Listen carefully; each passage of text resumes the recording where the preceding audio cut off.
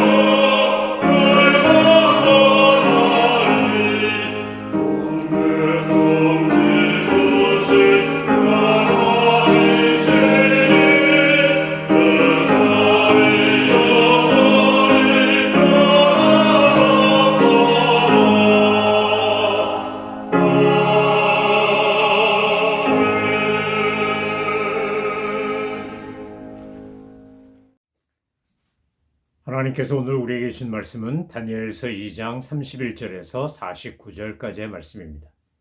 하나님의 말씀을 받들어 읽겠습니다. 왕이여, 왕이 한 큰 신상을 보셨나이다. 그 신상이 왕의 앞에 섰는데 크고 광채가 매우 찬란하며 그 모양이 심히 두려우니 그 우상의 머리는 순금이요 가슴과 두 팔은 은이요 배와 넓적다리는 노치요 그 종아리는 쇠요 그 발은 얼마는 쇠요 얼마는 진흙이었나이다. 또 왕이 보신즉 손대지 아니한 돌이 나와서 신상의 쇠와 진흙의 발을 쳐서 부서뜨리매 그때 쇠와 진흙과 놋과 은과 금이 다 부서져 여름 타작마당에 겨같이 되어 바람에 불려 간 곳이 없었고 우상을 친 돌은 태산을 이루어 온 세계에 가득하였나이다. 그 꿈이 이러한즉 내가 이제 그 해석을 왕 앞에 아뢰리이다. 왕이여, 왕은 여러 왕들 중에 왕이시라. 하늘의 하나님이 나라와 권세와 능력과 영광을 왕에게 주셨고 사람들과 들 짐승과 공중의 새들 어느 곳에 있는 것을 막론하고 그것들을 왕의 손에 넘기사 다 다스리게 하셨으니 왕은 곧 그 금머리니이다. 왕을 뒤이어 왕보다 못한 다른 나라가 일어날 것이요 셋째로 또 놋 같은 나라가 일어나서 온 세계를 다스릴 것이며 넷째 나라는 강하기가 쇠 같으리니 쇠는 모든 물건을 부서뜨리고 이기는 것이라. 쇠가 모든 것을 부수는 것 같이 그 나라가 문나라를 부서뜨리고 찌을 것이며 왕께서 그 발과 발가락이 얼마는 토기장이 진흙이요 얼마는 쇠인 것을 보셨은즉 그 나라가 나뉠 것이며 왕께서 쇠와 진흙이 섞인 것을 보셨은즉 그 나라가 쇠 같은 든든함이 있을 것이나 그 발가락이 얼마는 쇠요 얼마는 진흙인즉 그 나라가 얼마는 든든하고 얼마는 부서질 만한 것이며 왕께서 쇠와 진흙이 섞인 것을 보셨은즉 그들이 다른 민족과 서로 섞일 것이나 그들이 피차에 합하지 아니함이 쇠와 진흙이 합하지 않음과 같으리이다. 이 여러 왕들의 시대에 하늘의 하나님이 한 나라를 세우시리니 이것은 영원히 망하지도 아니할 것이요 그 국권이 다른 백성에게로 돌아가지도 아니할 것이요 도리어 이 모든 나라를 쳐서 멸망시키고 영원히 설 것이라. 손대지 아니한 돌이 산에서 나와서 쇠와 놋과 진흙과 은과 금을 부서뜨린 것을 왕께서 보신 것은 크신 하나님이 장래일을 왕께 알게 하신 것이라. 이 꿈은 참되고 이 해석은 확실하니이다 하니, 이에 느부갓네살 왕이 엎드려 다니엘에게 절하고 명하여 예물과 향품을 그에게 주게 하니라. 왕이 대답하여 다니엘에게 이르되, 너희 하나님은 참으로 모든 신들의 신이시오 모든 왕의 주제시로다. 네가 능히 이 은밀한 것을 나타내었으니 네 하나님은 또 은밀한 것을 나타내시는 이시로다. 왕이 이에 다니엘을 높여 귀한 선물을 많이 주며 그를 세워 바벨론 온 지방을 다스리게 하며 또 바벨론 여러 지혜자의 어른을 삼았으며, 왕이 또 다니엘의 요구대로 사드락과 메삭과 아벳느고를 세워 바벨론 지방의 일을 다스리게 하였고, 다니엘은 왕궁에 있었더라. 아멘. 다니엘서 2장에 보면 다니엘이 이제 1장에서 포로로 끌려갔던 청년이 왕의 진미와 포도주를 거절했음에도 불구하고 하나님께서 은혜를 주셔서 왕의 진미를 먹은 소년들보다 더 얼굴빛이 좋고 윤기가 나고 살이 오르고 하는 것을 통해 인정을 받게 하시고, 더 나아가서는 느부갓네살 왕 앞에서 다른 지혜자들보다 10배나 더 뛰어난 지혜와 슬기와 총명을 가진 존재가 되게 하셨습니다.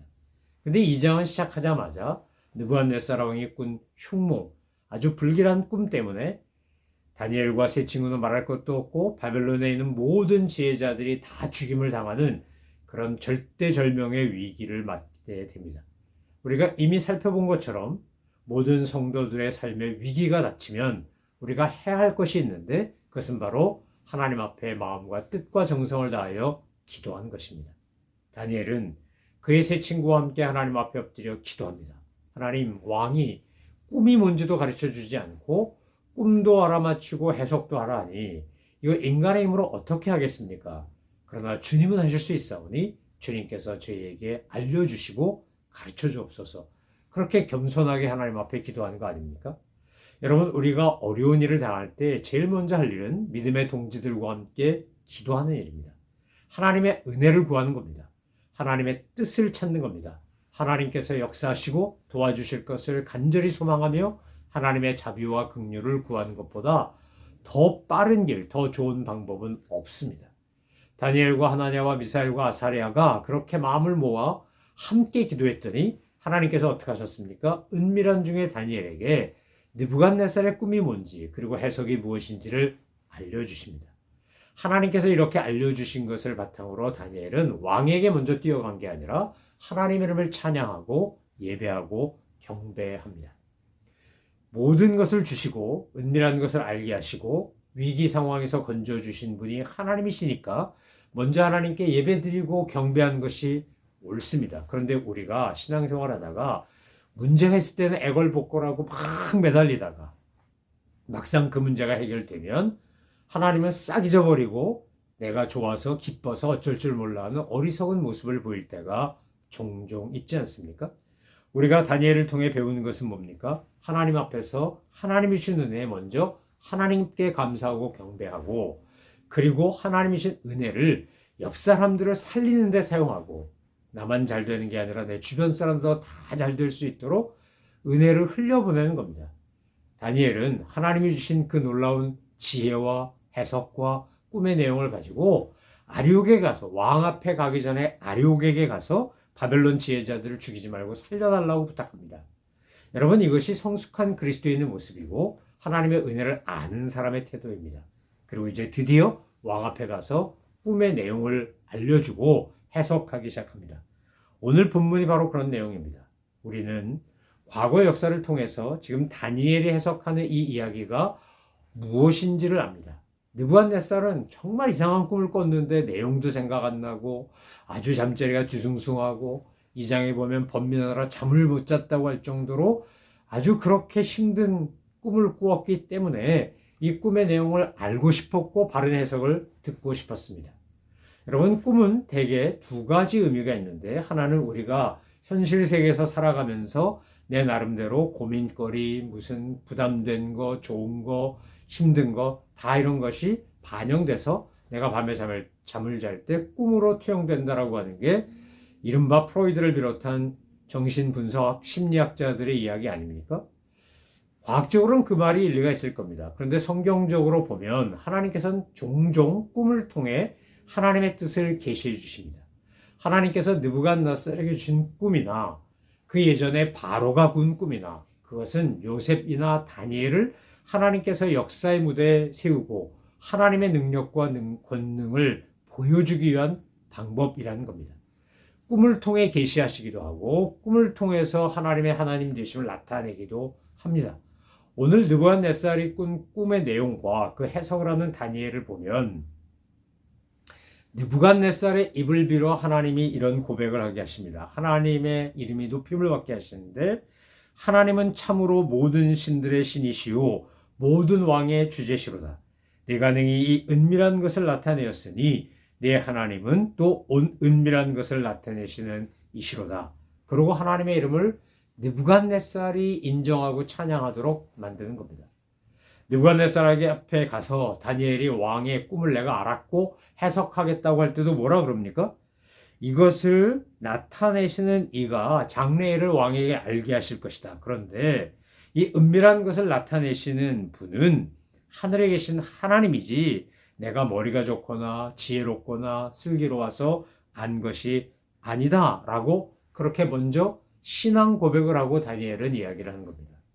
여러분 우리가 살다가 꿈을 꿀 때가 있습니다. 꿈은 수동형이기 때문에 내가 꿈 꿔야지 그런다고 꿔지는 게 아니고 꿈을 주셔야 꿉니다. 그런데 많은 경우의 꿈은 우리가 사실은 현실 세계의 것들이 반영되거나 투영된 것일 수 있습니다. 근데 어떤 꿈은 아주 특별한 꿈일 수 있습니다. 하나님께서 요셉에게 준 꿈처럼 정말로 하나님이 주시는 거룩한 비전과 꿈이라면 여러분은 그것을 통해서 하나님이 원하시는 것을 이루어 가셔야 합니다. 그런데 툭 하면 꿈 꿨다 그러고 뭐 내가 기도했더니 하나님이 어젯밤에 꿈으로 말씀하셨다 그러고 이게 자주 반복되면 왠지 의심스럽지 않습니까?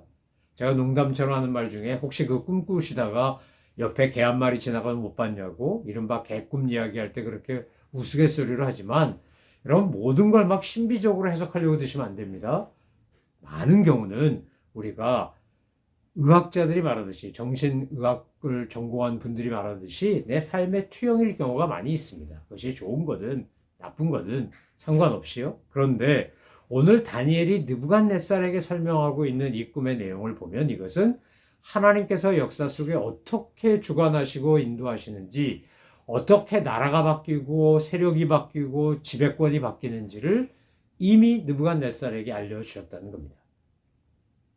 다니엘서가 쓰여졌거나 다니엘이 이 느부갓네살 왕 앞에서 말할 때만 해도 여기에 등장하는 메데 바사 왕국이라든지 헬라 제국이라든지 로마 제국 같은 것은 존재하지 않았습니다. 그러니까 사도 이 다니엘도 지금 무슨 일이 벌어진지 모르지만 하나님께서 알려주신 것을 가지고 느부갓네살 왕에게 꿈의 내용과 그 해석을 하는 겁니다. 그는 그냥 하나님이 알려주신 대로 전하는 겁니다. 자, 꿈의 내용이 뭐였습니까? 왕이 큰 신상을 본 꿈을 꿨다는 겁니다. 너무너무 그 신상이 커서 왕의 앞에 섰는데 크고 광채가 매우 찬란하고 그 모양은 심히 두렵기까지 했다는 겁니다.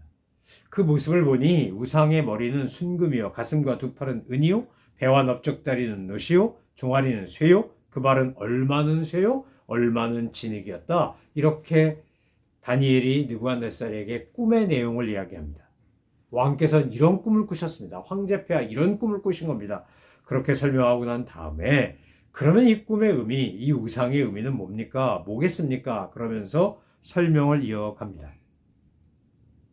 자, 왕이 보신데 그때 이 금신상이 있고 금, 은, 놋, 철, 진흙 이런 것들이 있는 신상에 사람이 손대지 아니한 왕이 보시니 손대지 아니한 돌이 나와서 신상에 쇠와 진흙의 발을 쳐서 부서뜨리매 쇠와 진흙과 녹과 은과 금이 다 부서져 내리고 여름마당 타작마당의 겨같이 다 바람에 불려 간 것이 없었다는 겁니다. 대신 우상을 친 돌은 이제 이 태산을 이루고 온 세계에 가득했다. 이것이 다니엘이 설명한 느부갓네살 왕의 꿈입니다. 자, 이제 해석을 하는데 그 꿈이 뭐냐? 이렇게 이야기합니다. 왕이요. 왕은 여러 왕들 중에 왕이시라. 하늘의 하나님이 왕께 권세와 능력과 영광을 주셔서 그 우상의 머리, 큰 신상의 머리에 있는 그 순금, 그 머리 순금, 순금으로 된 머리가 바로 왕이십니다. 이렇게 설명하는 겁니다. 당시 바벨론 제국에는 얼마나 물질적으로 풍요로웠는지 느부갓네살은 말할 것도 없고 왕궁 자체도 금으로 뒤덮였다고 할 정도로 막 사람들이 금을 옷에 달고 다닐 정도로 그렇게 흔할 정도로 풍요로웠다는 겁니다. 그 꿈이 이러한즉 내가 그 해석을 왕 앞에 아뢰리다. 그러고 36절부터 설명을 하는데 자, 왕이 그런 영광을 누리고 영화를 누리고 그런 것은 다 왕, 느부갓네살 바로 당신입니다. 당신의 왕국과 당신의 나라입니다. 그런데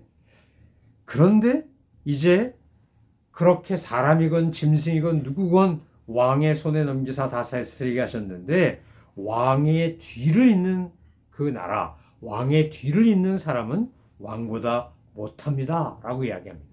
정말 느부갓네살의 뒤를 이어 벨사살이 왕이 되었으나 다리오에 의하여 메대 왕국, 바사 왕국에 의해 바벨론은 멸망당하지 않습니까? 자, 이렇게 두 번째 등장하는 나라가 메대 바사 왕국이라는 겁니다. 결국 메대 바사 왕국, 지금의 페르시아, 이란에 의해서 이스라엘 백성들은 고향으로 돌아가는 바벨론 포로를 끝내고 돌아가는 고레스 원년의 칙령이 나옵니다. 바로 그 메대 바사 왕국. 나라의 영토로만 보면 메대 바사 왕국은 바벨론 왕국보다 더 컸습니다. 하지만 문화적인 수준, 경제적인 수준, 그 당시 고대 사회에 끼쳤던 영향력을 생각하면 바벨론과 메대 바사는 비교가 되지 않았습니다. 이제 메대 바사 왕국이 멸망하게 되는데 그것은 바로 여기에 노수로 나오는 헬라, 알렉산더로 대표되는 헬라 제국 이야기인 겁니다. 알렉산더는 그리스에서 자기 아버지 왕 필립의 뒤를 이어 왕권을 이어받은 다음에 모든 도시국가들을 평정하기 시작합니다. 가장 대표적으로 끝까지 알렉산더에게 저항했던 테베 같은 도시국가는 완전히 쑥대밭을 만들어가지고 다른 도시국가들의 영향을 줘서 감히 알렉산더에게 저항하지 못하도록 만듭니다. 33세의 요절한 알렉산더는 젊은 패기와 능력을 가지고 이제 페르시아를 침공하고 그래서 메대 바사 왕국을 무너뜨리고 지경을 확 넓혀놓습니다. 그런데 오늘 왜 놋 같다고 했냐면 그 왕성하게 일어났던 헬라 제국은 알렉산더의 죽음과 함께 그 장수들의 나라들이 쪼개지고 왕국이 갈라지지 않습니까? 그러니까 은보다 못하고 금보다 못한 겁니다. 바벨론이 금이라면 메데바사는 은이고 헬라는 놋과 같다는 겁니다. 그런데 그 뒤에 헬라 제국 뒤에 아주 강력한 금, 은, 놋보다 더 강력한 철이 등장했는데 그것은 바로 우리가 알고 있는 로마 제국입니다. 넷째 나라는 강하기가 쇠 같으니 이는 모든 물건을 부서뜨리고 이기는 것이라. 쇠가 모든 것을 부수는 것 같이 그 나라가 문 나라를 부서뜨리고 찌을 것이며 이렇게 되어 있습니다. 처음에 그렇게 작은 도시국가로 시작했던 로마가 나중에는 전 세계를 다 장악하고 로마, 헬라 로마 문화라고 이어지는 그리스 로만이라고 하는 이런 이름으로 알려진 서양사의 뼈대가 되는 근거가 되는 아주 문화적인 큰 업적을 정치적인 안정뿐만 아니라 경제적인 풍요로움뿐만 아니라 엄청난 영향을 끼치지 않습니까? 바로 오늘 로마 제국 이야기를 하는 겁니다. 그런데 나중에 보면 동로마 제국과 서로마 제국으로 갈라지고 결국 동로마 제국은 오스만 투르크에 의해서 오스만 제국에 하여 그 컨스탄티노플 황제가 있었던 비잔티움, 지금의 이스탄불이 무너지면서 이제 동로마 제국은 멸망하고 맙니다. 서로마 제국도 서서히 무너져 나가다가 게르만 민족, 그 대이동으로 인하여 훈족이 옮기니까 게르만이 움직이고 이러면서 결국 그들의 용병대장에게 나라가 멸망당하지 않습니까? 바로 그 이야기를 좀 하는 겁니다. 발가락이 얼마는 토기장의 진흙이요 얼마는 쇠인 것을 보셨은즉 그 나라가 나뉘을 것이며 왕께서 쇠와 진흙이 섞인 것을 보셨은즉 그 나라가 쇠 같은 든든함이 있을 것이나 그 발가락이 얼마는 쇠요 얼마는 진흙인즉 그 나라가 얼마는 든든하고 얼마는 부서질 만한 것이며 왕께서 쥐와 쇠와 진흙이 섞인 것을 보셨은즉 그들이 다른 민족과 서로 섞일 것이나 그들이 피차에 합하지 아니함이 쇠와 진흙이 합하지 않음과 같으니이다.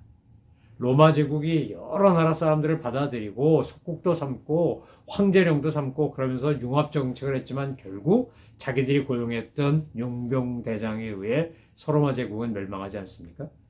바로 그런 역사적 이야기가 지금 다니엘서 2장에 전개되고 있는 겁니다. 중요한 것은 다니엘이 그때 이런 역사적 사건을 몰랐다는 겁니다. 다니엘 사후에 일어난 일들입니다.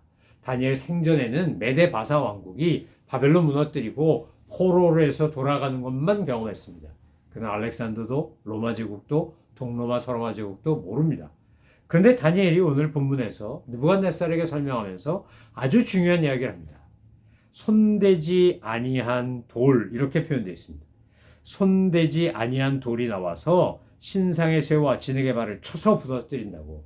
여러분, 기독교가 복음이 예수 그리스도의 십자가 죽음 이후에 성령님의 강림하신 이후에 이제 그렇게 핍박하고 죽이고 순교시킴에도 불구하고 결국 로마 제국을 완전히 무너뜨리고 새롭게 만든 것은 독재하고 검투사 세워서 로마 시민들 비유 맞추고 이러면서 막 자기 멋대로 하던 이상한 황제들이나 언론이 아니라 기꺼이 우리를 위해 돌아가신 예수님의 십자가 보혈의 공로, 성전의 모퉁이들이 되셨던 우리 예수님으로 인하여 로마는 기독교화되고 맙니다.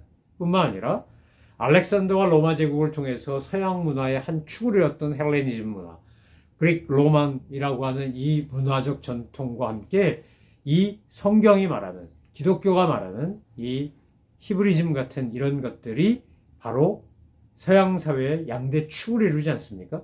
결국은 모든 나라를 정신사적으로, 문화적으로, 역사적으로, 예술적으로 다 지배하고 더 나아가 가치관과 세계관을 바꾼 것은 바로 복음이었습니다.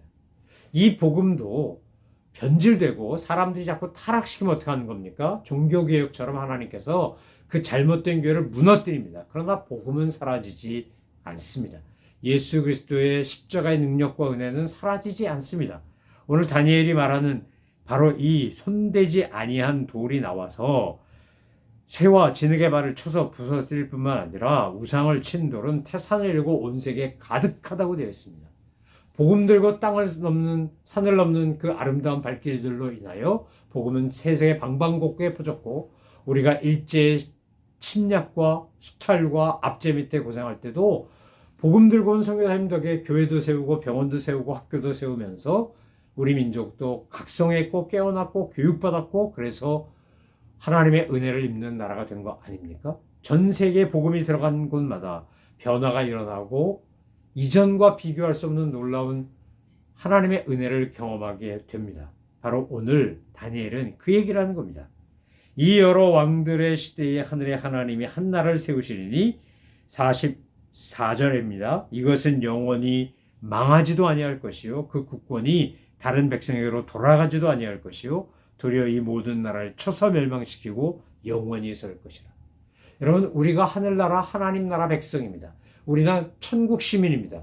우리가 믿고 따르고 소망하고 갈망하는 하나님의 나라는 망하지도 아니하고 다른 백성에게로 돌아가지도 아니하고 모든 나라를 그 악하고 잘못되고 이상한 것들을 다 쳐서 멸하고 도리어 그곳에 하나님의 사랑과 은혜와 자비와 긍휼과 공의가 넘치도록 역사하시며 영원히 설 것이라는 것입니다.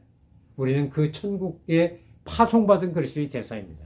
그래서 이 땅에서 우리가 사는 동안 우리가 해야 될 건 손대지 아니한 돌이 산에서 나와서 쇠와 놋과 진흙과 은과 금을 부서뜨린 것처럼 이 땅에 잘못된 모든 우상들을 부서뜨리고 하나님의 사랑과 진리와 공의를 전하며 하나님의 능력이 무엇인지를 증거하며 구원의 역사가 이루어지도록 복음을 전하는 일을 열심히 하면서 살아야 한다는 겁니다.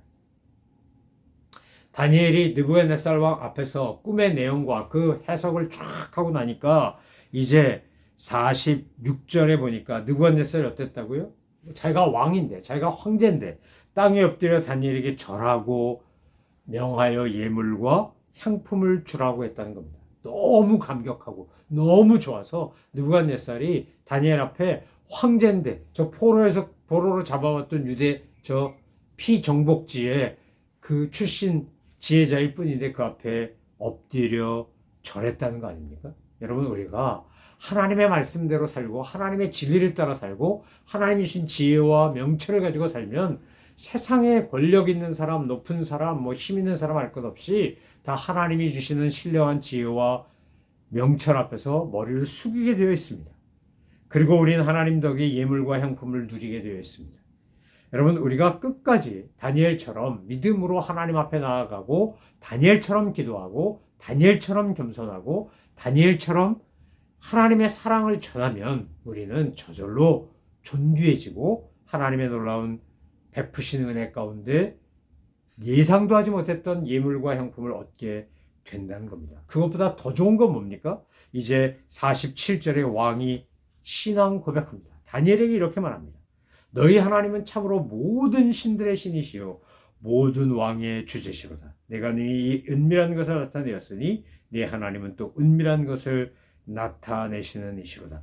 왕이 이에 다니엘을 높여 귀한 선물을 많이 주며 그를 세워 바벨론 온 지방을 다스리게 하고 또 바벨론 모든 지혜자의 어른을 삼았으며 왕이 또 다니엘의 요구대로 사드락과 메삭과 아벳느고를 세워 바벨론 지방의 일을 다스리게 하였고 다니엘은 왕궁에 있더라.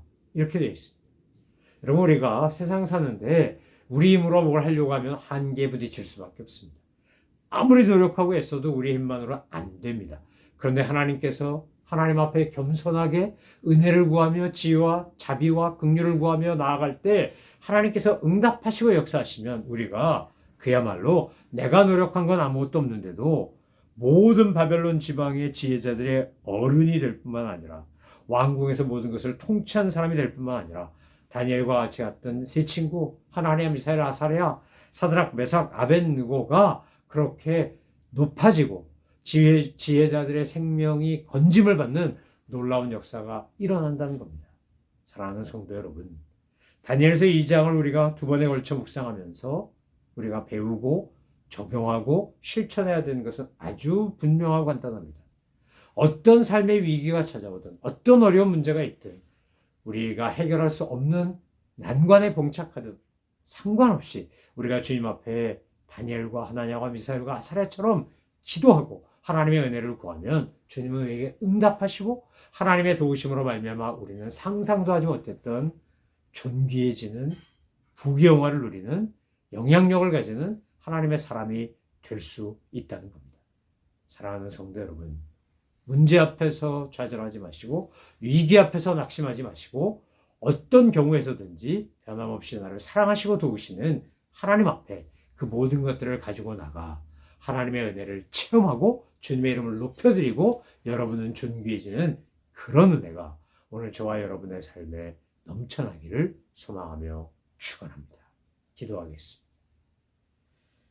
하나님 아버지, 감사합니다. 저희들은 정말 포로로 끌려간 보잘것없는 유다 청년들처럼 연약하고 부족한 인간들입니다. 그럼에도 불구하고 하나님께서 저희들을 사랑하시고 언제나 보호하시며 주의 은혜와 자비를 베풀어 주시기에 저희들은 살아갈 수 있고 또한 주님의 은혜 가운데 날마다 기뻐하며 살고 있습니다. 하나님 아버지, 오늘 저희들도 다니엘과 하나냐와 미사엘과 아사랴처럼 그렇게 하나님 앞에 먼저 기도하고 경배하고 간증하고 덕을 끼치며 사는 하나님의 사람들을 되게 하셔서 하나님의 주시는 은혜로 말미암아 상상도 하지 못했던 예상도 하지 못했던 놀라운 존귀와 부귀와 영화까지 누리는 저희들 다 되게 하여 주옵소서. 감사드리며 예수 그리스도의 이름으로 기도 올려옵나이다. 아멘.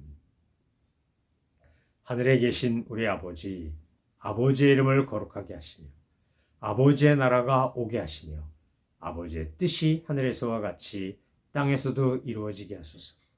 오늘 우리에게 일용할 양식을 주시고 우리가 우리에게 잘못한 사람을 용서하여 준 것 같이 우리 죄를 용서하여 주시고 우리를 시험에 빠지지 않게 하시고 악에서 구하소서.